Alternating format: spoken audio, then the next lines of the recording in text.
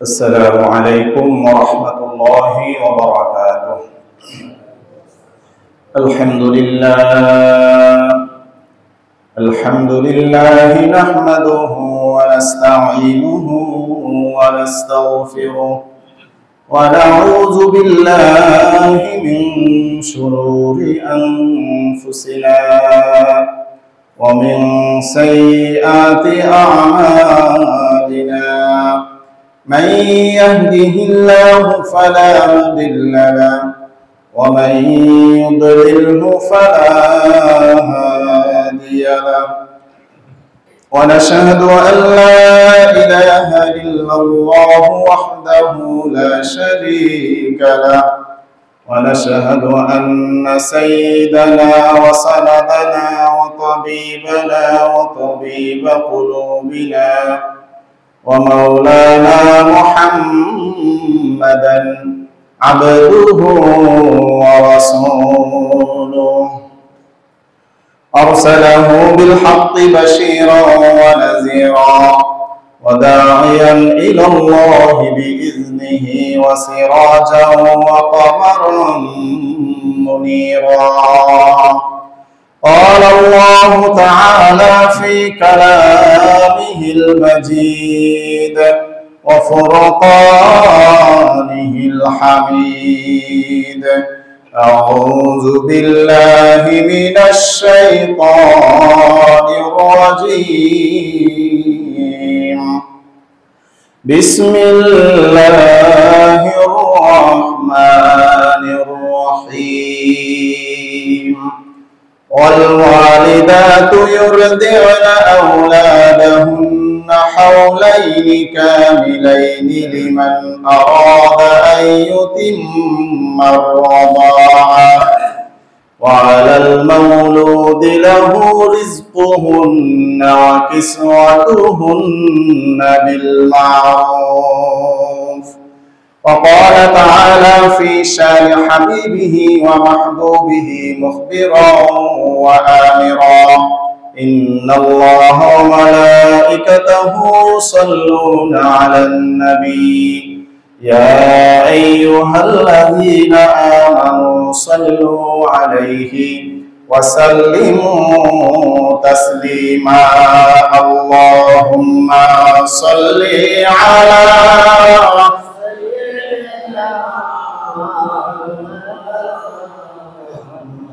وعلى آل سيدنا مولانا محمد. اللهم صل على سيدنا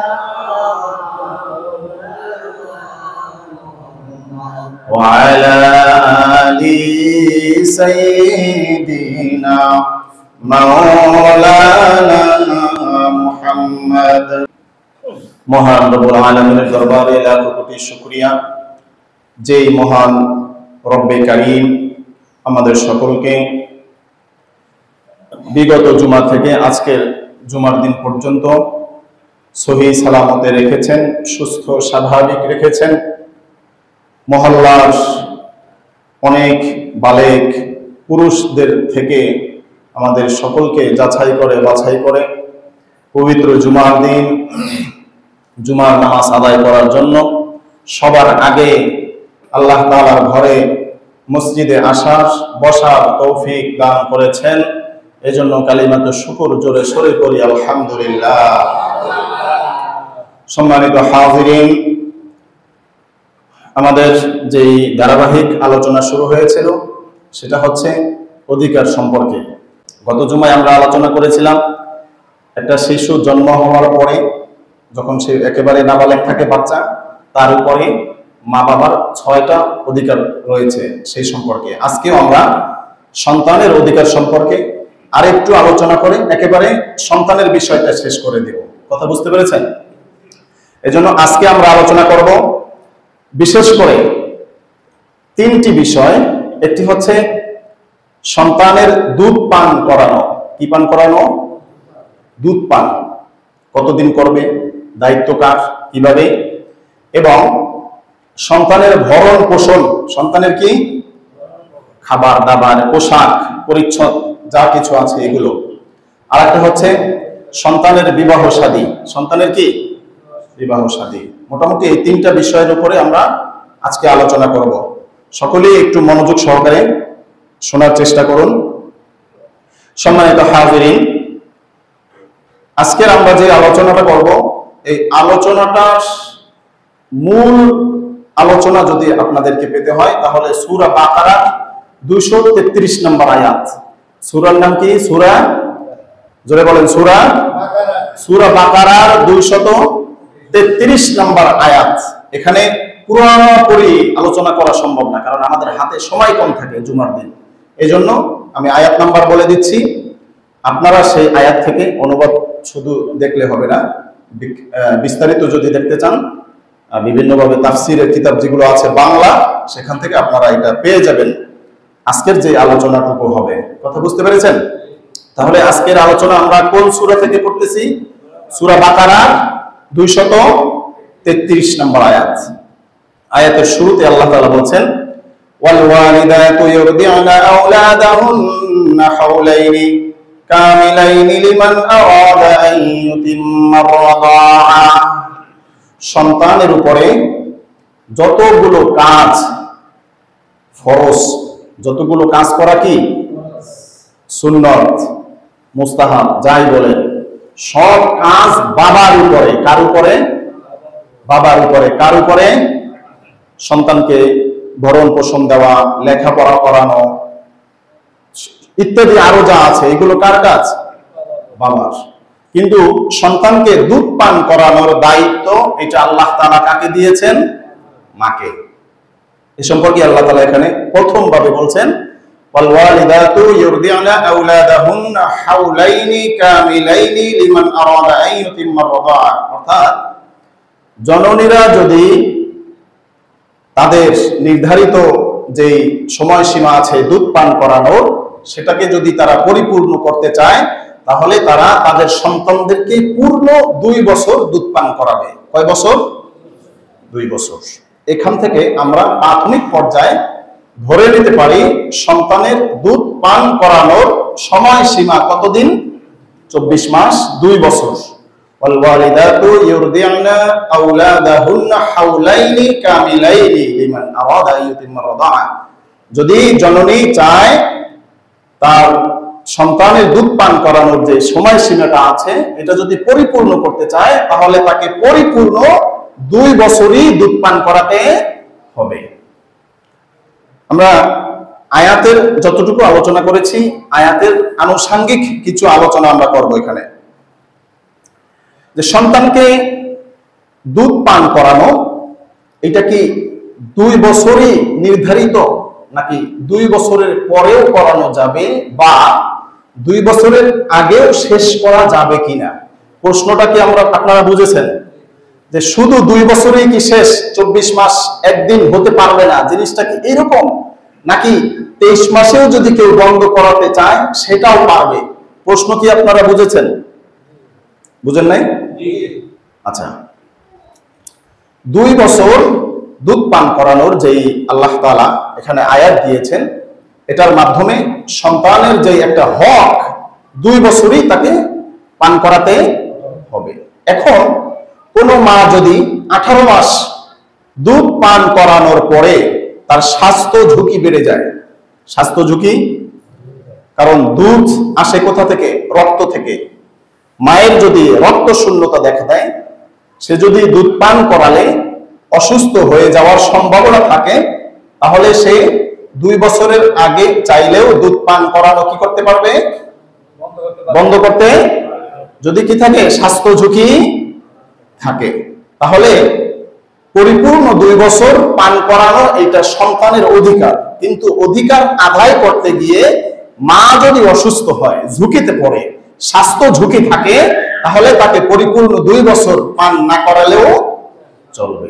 অনেক মা আছে ডেলিভারি হওয়ার পর থেকে 2 মাস 3 মাস দুধ পান করাতে পারে, এরপরে ওই সন্তান আর কোনোদিন দুধ পায় না। এরকম হয় কি হয় না? ওষুধ বড়ি বহুত খায়, কিন্তু বুকে দুধ আসে না। এরকম যদি কারো হয়ে যায়, তাহলে সেইটা হিসাবের বাহিরে থাকবে, সেটা ধর্তব্য হবে না। এটা 1 নাম্বার কথা। 2 নাম্বার, 2 বছর পরে 24 মাস হওয়ার পরে 25 মাস যখন শুরু হবে সেই সময় যদি সন্তানকে দুধ পান করায় তাহলে এই দুধটা সন্তানের জন্য হারাম হবে নাকি মা যে পান করিয়েছে সেটার জন্য মা গুনাহগার হবে? মাসালাটা খেয়াল করেন। 25 মাস শুরু হয়েছে, 24 মাস একদিন, 24 মাস, কারণ কোরআনে সরাসরি বলা হয়েছে কি 2 বছর 24 মাস। এখন যদি সন্তান, ওই বাচ্চাদেরকে সাথে রাখবেন, সন্তান যদি 24 মাস একদিনের দিন একবার দুধ পান করে তাহলে সেই দুধটা সন্তানের জন্য হারাম হবে নাকি হালাল হবে? আরেকটা, এই ফতুয়া দিয়েন না। আরেকটা হচ্ছে যেই মা দুধটা পান করিয়েছে সেই মা কি, এই যে আয়াত এখানে বলা হয়েছে 2 বছর, যেহেতু সে 2 বছরের পরে আবার দুধ পান করাচ্ছে এই জন্য সেই মা গুনাহগার হবে কিনা, এটা একটা প্রশ্ন। আপনারা উত্তর দিবেন না, উত্তর চাই নাই। এটা একটা কি প্রশ্নটা, কি বুঝেছেন? আচ্ছা, প্রশ্নের উত্তর আমি সহজভাবে দেওয়ার চেষ্টা করছি। 2 বছরের পরে যদি সন্তানের দুধ পানের প্রয়োজন থাকে, যদি প্রয়োজন, অথবা করাইলো মা চাচ্ছে যে আমি আরো 2 মাস বাড়াবো, এমত অবস্থায় আমি সামনে আরো বিস্তারিত একটু বলবো। যে প্রশ্নটা ছিল শুধু সেই প্রশ্নটা শেষ করছি, যে 2 বছরের পরেও যদি সন্তান মায়ের দুধ পান করে তাহলে সেই দুধ হারাম হবে না। সেই দুধ কি হবে না? আমরা অনেক জায়গায় শুনেছি যে বলে যে দুধ পান করানোর সময় শেষ, এখন এই দুধ যদি সন্তান খায় সেটা তার জন্য কি হবে? হারাম হবে। এরকম অনেক জায়গায় আমি শুনেছি, সেজন্য মাসালাটা আমি বললাম যে 2 বছরের পরে অর্থাৎ 24 মাসের পরেও যদি সন্তান দুধ পান করে তাহলে সেই দুধটা সন্তানের জন্য কি হবে না? হারাম হবে, হালাল হবে। আর মা যে পান করিয়েছে সেটার জন্য মা গুনাহগার হবে কিনা, ফকিহে কেরামগণ বলেন যে এই জন্য মা গুনাহগার হবেন না। কারণ কি, যে আল্লাহ তাআলা এই আয়াতের মাধ্যমে সন্তানের নির্ধারিত একটা সীমা দিয়েছেন যে তুমি যদি সুস্থ থাকো, শরীর যদি ঠিক থাকে, বুকে যদি দুধ থাকে, সমস্যা যদি না থাকে, তাহলে তোমাকে অবশ্যই পরিপূর্ণ 2 বছর পান করাতে হবে। অর্থাৎ সুস্থ স্বাভাবিক থাকা অবস্থায় তুমি নিজের শরীরের ফিটনেস ঠিক রাখার জন্য 1 বছরের সময় সন্তানের দুধ পান করানো বন্ধ করে দিয়ে সন্তানের হক তুমি নষ্ট করতে পারবা না। এটার জন্য পরিপূর্ণ 2 বছরের একটা ইশারা আল্লাহ তাআলা এখানে দিয়েছেন এবং সরাসরি বলে দিয়েছেন যে তোমার যদি সব ঠিকঠাক থাকে তাহলে অবশ্যই কয় বছর? 2 বছর পরিপূর্ণ করতে হবে। তার মানে এই না যে 2 বছর পার হয়ে গেলে মা যদি দুধ পান করায় 24 মাসের পরে 25 মাস অথবা 26 মাস তাহলে সেই মা গুনাহগার হবে না, যদি চায় সে কিছু বাড়াতে পারবে। আসি এবার সময়সীমা সম্পর্কে আমাদের যে ইমামগণ আছেন তাদের মতামত আসলে তারা কি দিয়েছেন। 1 নম্বরে ইমাম মালিক রাহমাতুল্লাহি আলাইহি ওনার একটি মত, তিনি বলেছেন যে 2 বছর 2 মাস অথবা 3 মাস, 2 বছরের পরে আরো 2 মাস অথবা 3 মাস বাড়িয়ে সন্তানকে তার মা দুধ পান করাতে পারবে। এটা হচ্ছে ইমাম মালিক ওনার একটা মত। ইমাম আবু হানিফা এর মত হচ্ছে 2 বছরের পরে আরো 6 মাস পর্যন্ত এই সময়টা দীর্ঘায়িত করা যাবে। এটা কার মত? ইমাম আবু হানিফার মত। 2 বছরের পরে আরো কয় মাস, তাহলে কয় বছর হইল? 2.5 বছর। আরেকটা হচ্ছে ইমাম জুফার রাহমাতুল্লাহি আলাইহি, উনি বলেছেন যে 3 বছর। কত বছর?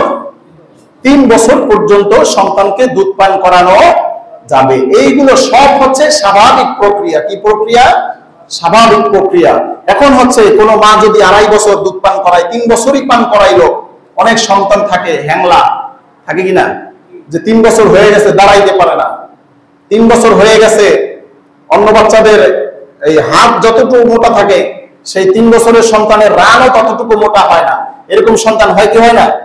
এরকম যদি পরিস্থিতি হয়, এই পরিস্থিতির আলোকে ইমামগণ এক একটা মত দিয়েছেন। তবে সর্বশেষ কথা আমি যেটা আপনাদেরকে বলতে চাচ্ছি সেটা হচ্ছে যে 2 বছর পার হওয়ার পরেও যদি মা দুধ পান করায় সেই মা গুনাহগার হবে না, এবং 2 বছরের পরেও যদি সন্তান দুধ পান করে সেই দুধ হারাম হবে না, সেই দুধও সেই সন্তানের জন্য পরিপূর্ণ কি হালাল। এতটুকু কি আপনারা বুঝতে পেরেছেন? আচ্ছা, এখানে আরেকটা মাসআলা আছে। আমাদের দেশে এটা কম হয়, মাঝে মাঝে অনেক জায়গায় হয় যে দুধ মা, মায়ের সমস্যা হইলে ফুফু, জেঠি, খালা এরা দুধ পান করায় না। এই দুধ মা কতদিনে বয়সে অথবা কতবার দুধ পান করলে এই সন্তানটা দুধ সন্তান অথবা দুধ মা হিসাবে পরিচিতি পাবে? একটা সন্তানের বয়স 4 বছর, মনে করেন সে তার ফুফির দুধ খাইয়ে ফেলাইছে ঘুমের ভিতরে, অথবা একটা সন্তানের বয়স 3.5 বছর, ফুফির সাথে ঘুমাইছে অথবা খালার সাথে ঘুমাইছে, খালার একটা ছোট্ট বাচ্চা আছে এবং খালার বুকেও কি আছে, দুধ আছে। খালা ঘুমের ভিতরে ওই ছোট সন্তান দূরে সরে যাওয়ার কারণে আর ওই বোনের ছেলেটা কাছে থাকার কারণে কাছাকাছি বয়স, কাছাকাছি ওই বোনের ছেলেকে কি করছে, দুধ পান করাইয়া দিছে। এরপরে খাইতে খাইতে ঘুম ভাঙার পরে দেখে যে মাথা এটার বড়, মাথা কি হাত পাও দিয়ে মোটা মোটা লাগে, এইটাকে বাতি জ্বালা, বাতি জ্বালাই দেখে যে না, যে আমার যেটা এটারে খাওয়াই নাই, খাওয়াইছে কোনটারে, আমার বোনের যেটা এইটারে। কিন্তু সেই সন্তানের বয়স হচ্ছে 3 বছর, 3.5 বছর, 4 বছর। এরকম যদি হয় তাহলে সেই সন্তানটা ওই খালার দুধ সন্তান হিসেবে পরিচিত হবে কিনা, কথাটা কি বুঝতে পেরেছেন? আচ্ছা, এখানে ইমাম আবু হানিফা রাহমাতুল্লাহি আলাইহি বলেছেন যে সন্তান যদি কোন মহিলার দুধ একবার পান করে, কয়বার? একবার পান করলেই সেই সন্তানটা দুধ সন্তান অথবা দুধ মা হিসেবে তাদের পরিচয় হবে। এটা একটা কথা। আরেকটা হচ্ছে যে বয়সের যে সীমাটা, যে কতটুকু বয়সের ভিতরে সন্তান যদি অন্য কোনো মহিলার দুধ পান করে তাহলে সেই মহিলার সাথে সেই সন্তানের পর্দার যে হুকুম আছে, বিবাহের যে হুকুম আছে সেটা উঠে যাবে। অর্থাৎ পর্দার হুকুম কি হবে, উঠে যাবে। কারণ যার সাথে দুধের সম্পর্ক আছে তার সাথে কি নাই, পর্দা। যার সাথে দুধের সম্পর্ক আছে তার সাথে বিবাহ বৈধ না। ওয়ালাল মাউলু ওয়াল ওয়ালিদাতু ইরদিআনা আওলাদাহুন্না হাওলাইনি কামিলাইন। এখানে আল্লাহ তাআলা এই 2 বছরের কথা উল্লেখ করে এটা বুঝিয়েছেন যে কোন সন্তান যদি 2 বছরের ভিতরে, কয় বছরের ভিতরে, কথা বলেন, কয় বছরের ভিতরে, 2 বছরের ভিতরে যদি অন্য কারো দুধ পান করে, কয় বছরের ভিতরে, তাহলে সেই সন্তান এবং সেই মহিলার সম্পর্ক হবে দুধ মায়ের। কি মায়ের? কয় বছরের ভিতরে? 2 বছরের পরে যদি কোনো সন্তান 3 বছর হোক, 2.5 বছর হোক, তাহলে সেই সন্তানের সাথে সেই মহিলার সাথে দুধের সম্পর্ক স্থাপন হবে না। এটা হচ্ছে এখানের আরেকটা ইঙ্গিত। এবার যেটা বলেছি যে ইমাম আবু হানিফা বলেছেন যে 2 বছরের ভিতরে কোনো একবার হাসপাতালে বসে সন্তান ডেলিভারি হয়েছে, এমার্জেন্সি দুধ প্রয়োজন, সন্তানের কি প্রয়োজন, বুকের দুধ প্রয়োজন, সেখানে তার খালাও নাই, ফুফু নাই, জেডি নাই, চাচি নাই, কেহ নাই, কিন্তু আরেকজন লোক আছে, তার বাড়ি আরেক জেলায়, তার সাথে রক্তের কোনো সম্পর্ক কি নাই। এমন অবস্থায় ওই মহিলা তার স্বামীর সাথে আলোচনা করলো অথবা যেভাবেই হোক, যে নার্সটা নিয়ে আসছে যে কার দুধ আছে, এই সন্তানের একটু দুধ প্রয়োজন, এই সন্তানের কি প্রয়োজন, একটু দুধ প্রয়োজন, কে আছেন একটু দুধ পান করাবেন। তখন এক মহিলা বলল যে হ্যাঁ আমার দুধ আছে, আমার সন্তান ছোট, আসেন আমি দুধ পান করাই। তখন ওই সন্তানকে কতবার দুধ পান করালে এই সন্তান এবং ওই মহিলার ভিতরে বিবাহ সম্পর্ক হারাম হবে, এইটা ফুকাহায়ে কেরাম বলেছেন। যে ইমাম আবু হানিফা বলেছেন যদি একবার, কমপক্ষে একবার যদি দুধ পান করে আপনাদের এলাকার কোন সন্তান, সেই রংপুরের কোন মহিলার একবার, কতবার, তাহলেই তার সাথে দুধ মায়ের সম্পর্ক স্থাপন হয়ে যাবে। আর ইমাম শাফি আর ইমাম হাম্বলি মাযহাব এবং শাফি মাযহাব অনুসারে তারা বলেছেন যে কমপক্ষে 5 বার, কয়বার, 5 বার দুধ যদি পান করে তাহলে তার সাথে দুধ মায়ের সম্পর্ক স্থাপন হবে। তাহলে এখানে 2টা মত, একটা হচ্ছে ইমাম আবু হানিফা এবং ইমাম মালিক, তাদের মত হচ্ছে কমপক্ষে একবার হলেই কি দুধ মায়ের সম্পর্ক হয়ে যাবে। আর 2 নম্বর মত হচ্ছে ইমাম শাফি এবং ইমাম হাম্বল, ওনাদের মতে যে কমপক্ষে কয়বার, 5 বার। যাক, আমি যে কথাটা এখানে বলতে চাচ্ছিলাম সেটা হচ্ছে যে সন্তানকে দুধ পান করানোর দায়িত্ব এটা কার, মায়ের। এটা কার? এখানে আরো অনেক আলোচনা আছে, আমি আয়াত নাম্বার আবারও বলে দিচ্ছি, সূরা বাকারা 233 নম্বর আয়াত থেকে আপনারা দীর্ঘ সময় করে এই আলোচনাটা আপনারা দেখবেন। এরপর আসি যে সন্তান ভূমিষ্ঠ হওয়ার পরে যে 6টি দায়িত্ব বাবার ছিল সেটা গত জুমায় আলোচনা হয়েছে। আজকে আমরা পরবর্তী আলোচনা করব যে বাবার উপরে আরো কিছু দায়িত্ব আছে কি নাই। ফিকহের পরিভাষায় সেটাকে বলা হয় নাফকা। কি বলা হয়? নয়াকারে না ফ কয় আকার, নাফকা। এটা হচ্ছে ভরণ পোষণের দায়ভার, ভরণ পোষণের দায়ভার। এটা কার উপরে?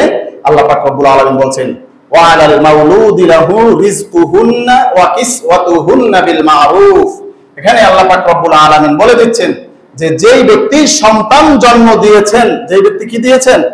সন্তান জন্ম দিয়েছেন, তাহলে সন্তান যেই জন্ম দেয় তাকে কি বলে? বাবা। সন্তান যেই জন্ম দেয় তাকে কি বলে? বাবা। ওয়া আলাল মাউলুদি লাহু রিজকুহুন্না ওয়া কিসওয়াতুহুন্না বিল মারুফ। এখানে আল্লাহ পাক রব্বুল আলামিন সরাসরি বাবার উপরে দুইটা দায়িত্ব দিয়েছেন। কয়টা? একটা হচ্ছে খাদ্য, একটা কি, আর একটা হচ্ছে বস্ত্র, কাপড় চোপড়ের ব্যবস্থা করা।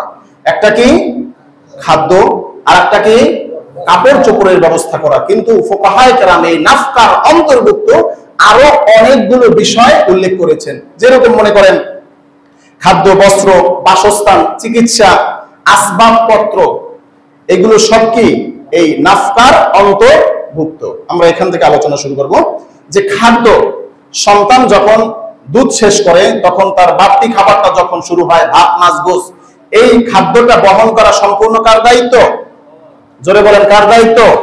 বাবার দায়িত্ব। অনেক বাবারা আছেন কামাই করে, সন্তান ঠিকঠাক খাবারটা পাইলো কিনা অনেক বাবা এরকম খবরটা রাখে না। এরকম আছে কি নাই?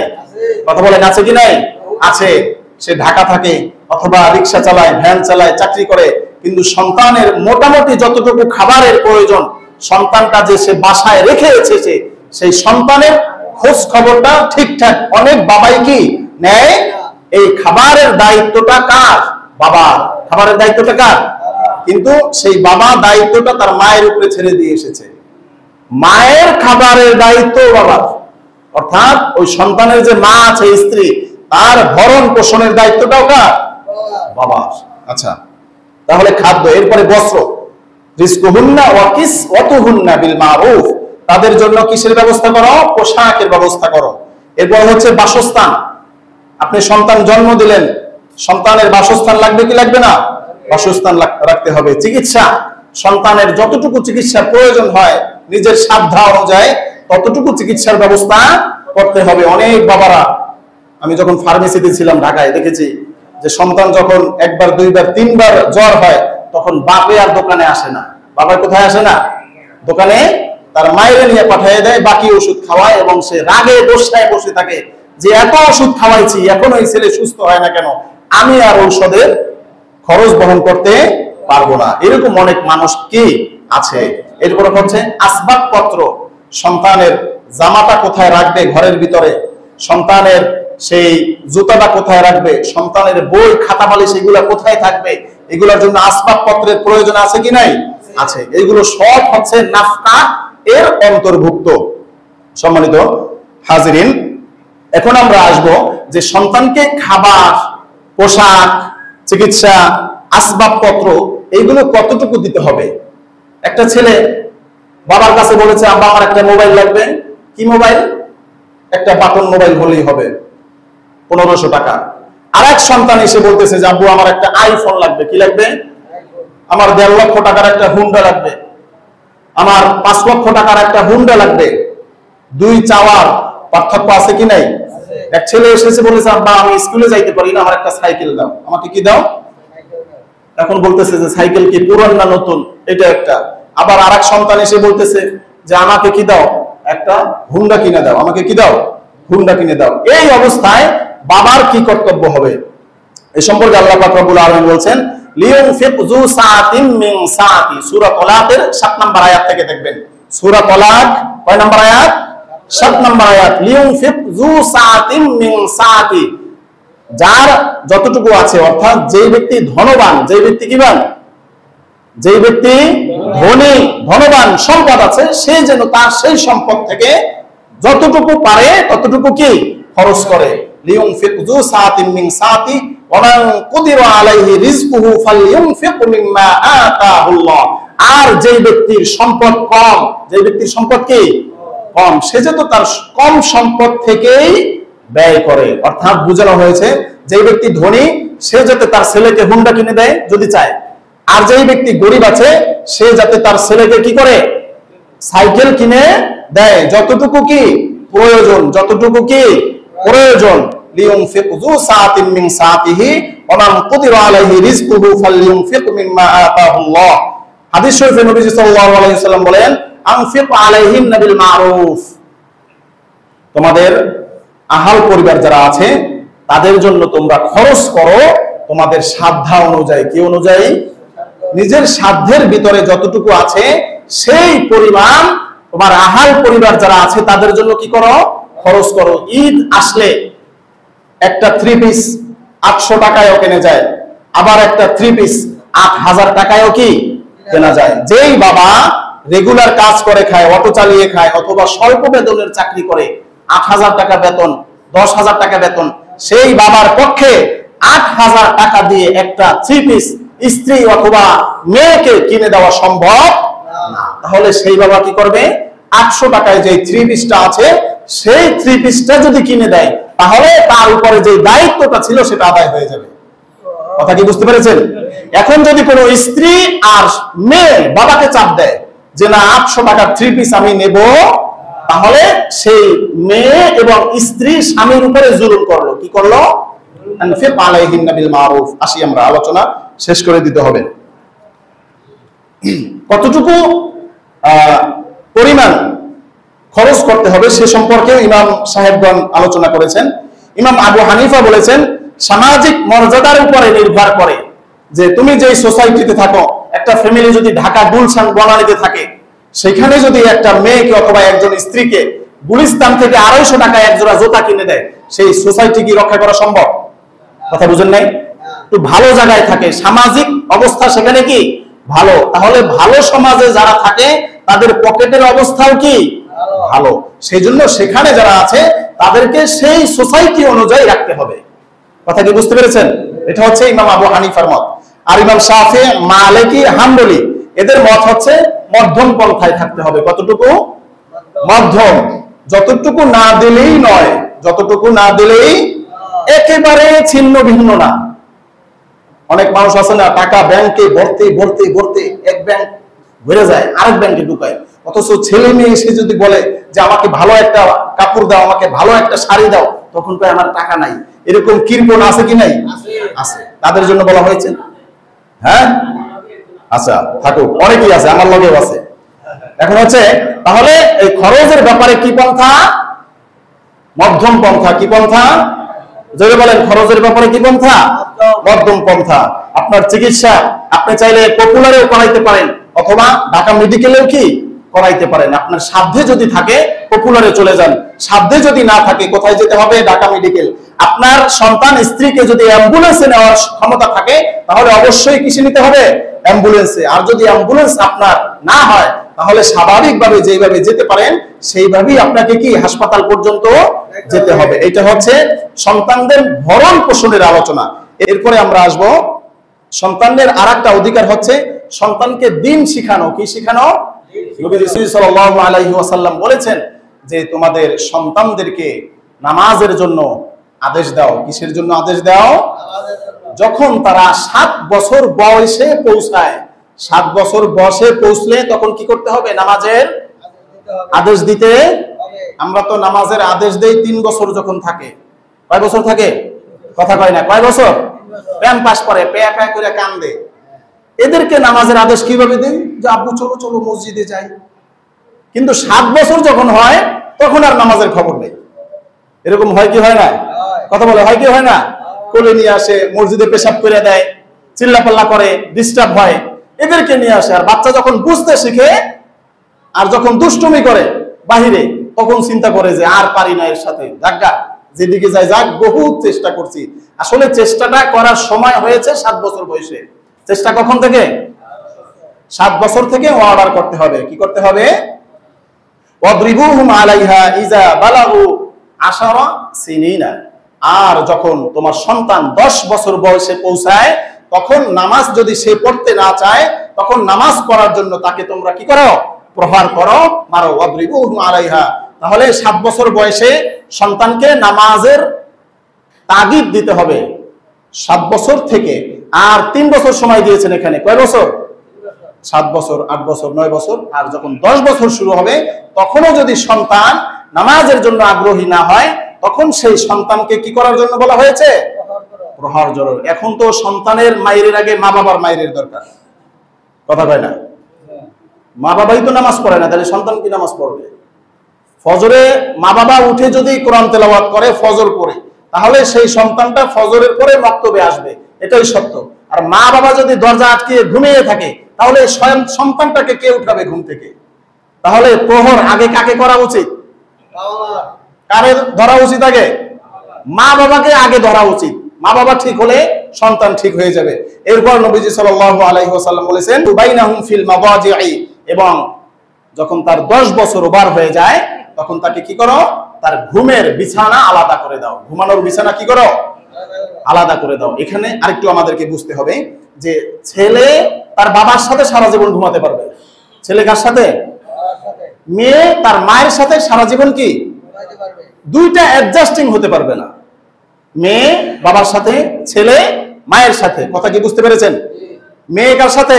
বাবার সাথে। আর ছেলে মায়ের সাথে এর পরবর্তী সময় আর কি করতে পারবে না? ঘুমাইতে পারবে না। এটা হচ্ছে এই হাদিস। এইবার আসি যে সন্তানকে আমরা যে আদব শিখাবো, এই নামাজ শিখাবো, এটা কতদূর পর্যন্ত? অর্থাৎ একটা সন্তানকে হাফেজ, আলেম, মাওলানা, মুফতি, ইঞ্জিনিয়ার, ডাক্তার এইগুলো বানানোর বিধান আসলে কি? কথা কি বুঝতে পেরেছেন? কথা বুঝেন নাই? যে সন্তানকে আল্লাহ তাআলা, নবীজি সাল্লাল্লাহু আলাইহি ওয়াসাল্লাম বলেছেন যে নামাজ শিখাও। কি বলেছেন? অন্য হাদিসে নবীজি সাল্লাল্লাহু আলাইহি ওয়াসাল্লাম বলেছেন মা মিন মাউলুদিন ইল্লা ইউলাদু আলাল ফিতরাতি ফাআবাওয়াহু ইউহাউইদানিহি আও ইউনাসসিরানিহি আও ইউমাজ্জিসানিহি। নবীজি সাল্লাল্লাহু আলাইহি ওয়াসাল্লাম বলেছেন প্রত্যেকটা সন্তান দ্বীনি ফিতরাতের উপরে জন্মগ্রহণ করে। অর্থাৎ প্রত্যেকটা সন্তান যখন জন্মগ্রহণ করে তখন প্রত্যেকটা সন্তান স্বাভাবিক পর্যায়ে এই ওয়াহদানিয়াত, আল্লাহ তাআলার যে একাত্মবাদ আছে সেই একাত্মবাদের উপরে কি করে? জন্মগ্রহণ করে। পরবর্তীতে তার বাবা তাকে কি করে? ইউহাউইদানিহি আও ইউনাসসিরানিহি আও ইউমাজ্জিসানিহি। হয় তার মা বাবা তাকে ইহুদি বানায়, হয় তার মা বাবা তাকে নাসারা বানায়, খ্রিস্টান, অথবা তাকে বানায় অগ্নি পূজারী। এই যে কাজগুলা, এগুলা তার মা বাবা তাকে করে। কে করে? তাহলে সন্তান বেনামাজি হয়, বেরোজগার হয়, এটা কি নিজে নিজে হয় না মা বাবা বানায়? কথা বলেন, এটা কি নিজে নিজে হয় নাকি মা বাবা বানায়?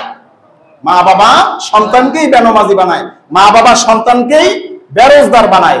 এজন্য নবীজি সাল্লাল্লাহু আলাইহি ওয়াসাল্লাম বলেছেন যে সন্তানের বয়স যখন 7 থাকবে তখন তাকে নামাজের জন্য কি করো? তাগিদ দাও। অন্য হাদিসে নবী সাল্লাল্লাহু আলাইহি ওয়াসাল্লাম বলেছেন হাক্কুল ওয়ালাদি আলা ওয়ালিদিহি আই ইহসিনা উসমুহু। নবী সাল্লাল্লাহু আলাইহি ওয়াসাল্লাম বলেছেন যে সন্তানের উপরে মা বাবার যে দায়িত্বটা আছে সেটা হচ্ছে 1 নম্বরে সন্তানের জন্য সুন্দর একটা নাম রাখা। সন্তানের কি রাখা? সুন্দর নাম রাখা। 2 নম্বর হচ্ছে তাকে আদব শিক্ষা দেওয়া। কি শিক্ষা দেওয়া? কথা বলেন, কি শিক্ষা দেওয়া? আদব শিক্ষা দেওয়া। এজন্য আদব আমরা কতটুকু শিক্ষা দিব? আমাদের আজকে সময় হয়তো বা বেশি হচ্ছে, আন্তরিকভাবে দুঃখিত, এটা শেষ না করলে আবার আগামী জুমা থেকে যাবে। তাহলে সন্তানকে শিক্ষা ততটুকু দিতে হবে যতটুকু না হলে নয়। কতটুকু? কথা বলবেন না? নামাজ পড়া যতটুকু না হলে নয়, অর্থাৎ ফরজ এলেম। কি এলেম? ফরজ। ফরজ এলেম কি? ফরজ এলেম হচ্ছে নামাজ, রোজা, হালাল কোনটা এইটা চিনা, হারাম কোনটা এইটা, এগুলোর বিস্তারিত আলোচনা কিন্তু আছে। তাহলে ফরজ এলেম শিখানো বাবার উপরে ফরজ। ফরজ এলেম শিখানো বাবার উপরে। এইবার বলবেন তাহলে হাফেজ, মাওলানা, মুফতি, ইঞ্জিনিয়ার, ডাক্তার এইগুলো বানানো কি? এগুলো বানানো মা বাবার সাধ্য অনুযায়ী মুস্তাহাব। মা বাবার সাধ্য অনুযায়ী কি? কোন বাবা যদি চায় তার সন্তানকে সে পরিপূর্ণ হাফেজ বানাবে, সওয়াব পাবে। কোন সন্তানকে মাওলানা বানাবে, সওয়াব পাবে। কোন সন্তানকে মুফতি সাহেব বানাবে, বাবা কি পাবে? সওয়াব পাবে। কিন্তু মুফতি, ইঞ্জিনিয়ার, ডাক্তার বানানোর জন্য মা বাবা কিনা বাধ্য না। মা বাবা কিনা কিয়ামতের দিন আল্লাহ তাআলা ধরবে না যে তোমার সন্তানকে তুমি মাওলানা কেন বানাও নাই, আল্লাহ তাআলা ধরবে তোমার সন্তানকে কেন দ্বীন শিখাও নাই। কি শিখাও নাই? কথা বলেন, কি শিখাও নাই? এখন আমাদের দেশে যে শিক্ষা ব্যবস্থা আছে, দ্বীন শিখতে হলে মোটামুটি মাওলানা হওয়া লাগে। কথা কি বুঝতে পেরেছেন? দ্বীন শিখতে হলে মোটামুটি কি, অথবা আপনি যদি পরিপূর্ণ মাওলানাও না হন, এই মাওলানাদের বইগুলো আপনাকে পড়তে হবে। কথা কি বুঝতে পেরেছেন? পরিপূর্ণ মাওলানা না হলেও মাওলানাদের বইগুলো আপনাকে কি করতে হবে? পড়তে হবে। এই বইগুলো পড়ানো মা বাবার উপরে কি ফরজ, এটা সন্তানের কি একটা অধিকার। আর আমরা এখন কি করেছি, সন্তানের উপরে যেটা ফরজ ছিল সেই ফরজটা না শিখাইয়া সন্তানকে ডাক্তার, ইঞ্জিনিয়ার সব কিছু শেষ করাইয়া, বাবার সম্পদ, সহায় সম্পত্তি যা ছিল সব শেষ হওয়ার পরে এখন বাবা শেষ জীবনে এসে সেই বৃদ্ধাশ্রমে ঘুমায়। এরকম ইঞ্জিনিয়ার, ডাক্তারদের মা বাবা আছে কি নাই? কথা বলেন, আছে কি নাই? আছে। এই জন্য আল্লাহ তাআলা আপনার উপরে চাপাইয়া দেন নাই যে তোমার সব কিছু শেষ করে তোমার সন্তানকে সেই কোথায় পাঠাও, কুরিয়া পাঠিয়ে দাও, কুয়েত পাঠিয়ে দাও। এটা আল্লাহ তাআলা আপনাকে কি করে নাই? চাপ দেয় নাই। সন্তান যতটুকু প্রয়োজন খাওয়ার জন্য ততটুকু শিক্ষা দেওয়া আপনার জন্য ফরজ। এটাও শেষ। এরপরে আসি আরেকটা কথা বলেই শেষ করে দিব, যে সন্তান বালেগ হলে বিবাহ দেওয়া। সন্তান বালেগ হলে কি করা? যখন সন্তান প্রাপ্তবয়স্ক হয়ে যায় তখন তাদেরকে কি করো? বিবাহ দাও। কি করো? বিবাহ দাও। এক্ষেত্রে আমরা একটা কাজ করি, সেটা হচ্ছে যে বিবাহটা আসলে কার পছন্দ অনুযায়ী হতে হবে। আপনারা বলেন তো, আপনি সন্তানের জন্য, ছেলের জন্য যে মেয়েটাকে বিবাহ করাবেন, এই মেয়েটা কি এই ছেলের দুলাভাই পছন্দ করবে নাকি ছেলে পছন্দ করবে? এখন আমাদের দেশের শালার বউ পছন্দ করে কে? আগে দুলাভাই, আর বিয়েটা করবে কে? শালা। মেয়ের সার্বিক যেগুলো আছে এটা সর্বপ্রথম পছন্দ করবে ছেলে। কে পছন্দ করবে? ছেলে। আমরা অনেক সময় ছেলের পছন্দের উপরে গুরুত্ব দেই না। মেয়েকে বিবাহ করাচ্ছি, আমি জানি যে যে ছেলেটার কাছে আমার মেয়েটাকে বিবাহ দিব তার চরিত্র খারাপ, সে নেশাখোর। আমার মেয়ে জানি, আমিও জানি, কিন্তু তার কিছু সম্পদ আছে। কি আছে? সম্পদের লোভে পড়ে, অথবা বড় একটা বংশ আছে, কেদার বংশ। কি বংশ? মাস্তান বংশ। তার সাথে যদি আমার সম্পর্ক হয় তাহলে গৌরীপুর গেলে আমার ভাড়া লাগবে না। এরকম হয় কি হয় না? কথা বলেন, হয় কি হয় না? মেয়ে বলছে যে বাবা আমি এখানে রাজি। এই কথাটা মেয়ে যখন বলে তখন বাবা অথবা পরিবার বলে যে হয়তো বা মেয়ের অন্য কোথাও লাইন আছে। তাহলে ওই ছেলেটাকে সর্বপ্রথম চুজ করবে মেয়ে। ছেলেটাকে সর্বপ্রথম পছন্দ কে করবে? আর মেয়েটাকে সর্বপ্রথম পছন্দ কে করবে? আমরা বিয়ে ভেঙে দেই গরিব হওয়ার কারণে। কি হওয়ার কারণে? মেয়ে গরিব অথবা ছেলে গরিব হবে না। হয় কি হয় না? মেয়েটা অসুন্দর অথবা ছেলেটা অসুন্দর, এই জন্য বিয়ে ভেঙে যায়। যায় কি যায় না? নবী সাল্লাল্লাহু আলাইহি ওয়াসাল্লাম বলেছেন যে সম্পদ, সুন্দর বংশমর্যাদা, এর উপরে তোমাদেরকে তাকওয়াকে প্রাধান্য দেওয়া উচিত।